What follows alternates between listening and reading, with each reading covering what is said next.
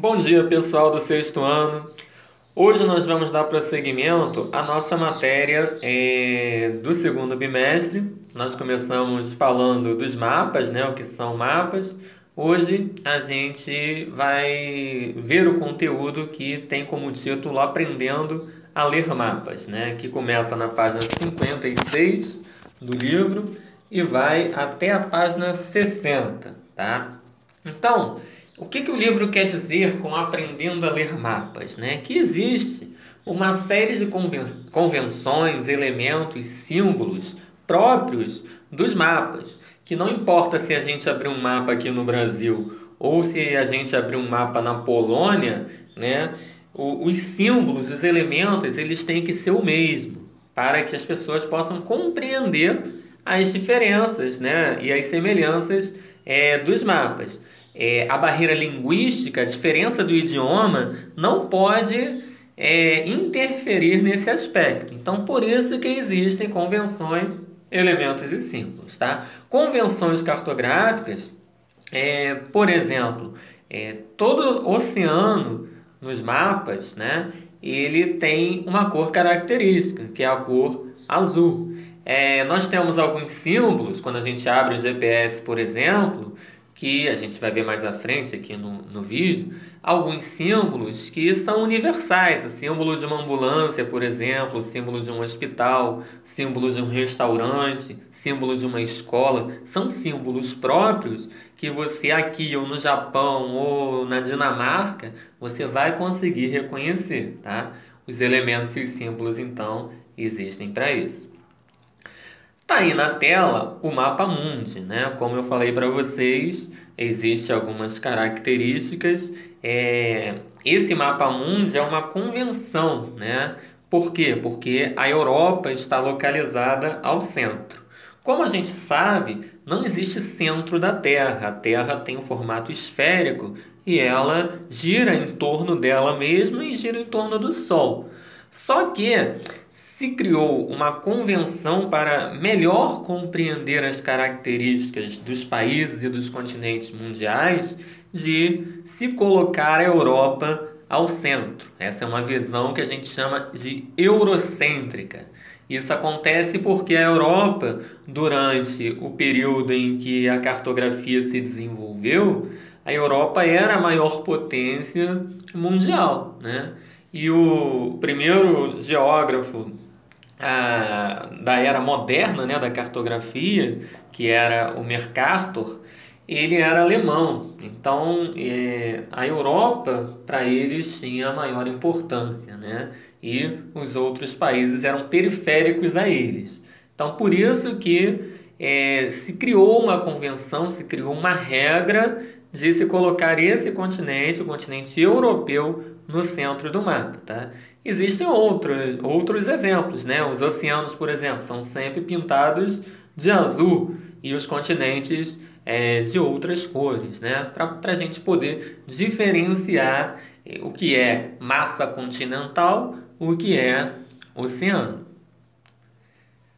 Agora a gente vai ver os elementos dos mapas, né? Notem que todo mapa que a gente, quase todos os mapas que a gente pega, eles existem alguns elementos, né? E os elementos, eles servem para nos dar maiores informações, para a gente compreender melhor o que a gente está vendo.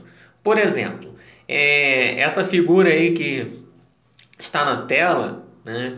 Se tirasse ali de cima o título, olha lá, Mapa da Europa, muita gente que não tem conhecimento geográfico, né, que é a grande parcela da população, ela não saberia que esse mapa aí está tratando de uma parte do continente europeu, tá? Então, todo mapa, todo bom mapa, ele tem um título, né? Todo mapa também tem uma orientação. O que é orientação? São os pontos cardeais, né, do mapa, né, localizado no mapa, para a gente compreender se aquele mapa ele está organizado, ordenado para o Polo Norte, para o Polo Sul. Então existe também essa organização. Geralmente o mapa ele segue a orientação norte, sul, leste, oeste. Mas, como eu falei, a Terra ela é esférica, ela roda. Podem ser feitos mapas de diversas maneiras, né? Outro ali embaixo, ó, escala. Escala indica o número de vezes que a realidade foi reduzida. Ou seja, a gente já viu no capítulo anterior, né, que a gente tem o tamanho real da coisa. Por exemplo, o estado do Rio de Janeiro, ele tem um tamanho real. E nós temos, né, que reduzir ele milhares de vezes para que ele possa caber numa folha de papel ou para que ele caiba numa tela de computador. Essa é a escala, é a quantidade de vezes que é reduzido para caber numa folhazinha para a gente poder analisar. E também temos a legenda, que são sinais ou cores que ajudam a perceber o mapa. Por exemplo, num mapa do Brasil que trate sobre vegetações, né? Aí o autor pinta lá o local que é a floresta amazônica de uma cor, a Mata Atlântica de outra, o Cerrado de outra cor, a Caatinga de outra. E aí na legenda ele coloca as cores e a vegetação do lado. Se é Caatinga, se é Cerrado, se é floresta, para que a gente possa perceber, para que a gente possa utilizar a legenda para saber onde fica cada vegetação dessa. Escalas cartográficas, né? Como eu acabei de falar, é a proporção entre o tamanho real de uma área e o tamanho representado num mapa. Em outras palavras, é a redução de um espaço real para caber em uma folha de papel ou uma tela de computador. E aí nós temos, né, para finalizar, os tipos de escalas cartográficas. Tá? Nós temos uma grande escala à esquerda, temos uma média escala do lado direito em cima e uma pequena escala do lado direito embaixo. Notem que a grande escala é aquela que reduziu menos vezes o tamanho real, né? Então, se reduziu menos vezes, é uma escala que vai nos oferecer um número maior de informações, tá? Sobre determinados locais.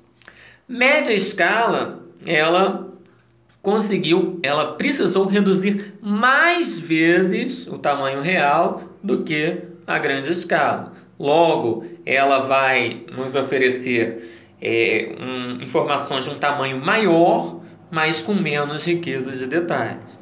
E a pequena escala é aquela que ela é reduzida milhares e milhares e milhares de vezes. Ou seja, ela precisa reduzir um tamanho gigantesco como o mundo, por exemplo, né, um mapa mundi, e aí vai nos dar informações de uma área gigantesca, mas com pouca riqueza de detalhes. Por exemplo, se eu pegar na pequena escala ali a África do Sul, eu vou ter pouquíssimas informações da África do Sul, no máximo o nome da capital, algumas cidades. Em contrapartida, numa grande escala, eu posso pegar o mapa só da África do Sul e ter informações muito mais apuradas, muito maiores, tá? Então, pessoal, é isso, tá? É uma matéria que não é difícil, essa matéria dos mapas, é bem tranquila. No livro tem para vocês aí, na página 57, tem um mapa sobre vegetação. Dei uma olhada lá, que tem os elementos, né, que eu acabei de falar, orientação, escala, legenda. Notem que a legenda tem as vegetações que eu falei, a floresta amazônica, mata de cocais. E aí cada cor representada na legenda é a cor representada no mapa. E vocês vão poder observar através dessa forma, tá? Nas páginas 58 e 59 fala sobre escala, tá? Não deixem de ler também, tá? E a página 61 vai ficar para vocês fazerem os exercícios. São 7 exercícios para a gente responder, tá bom?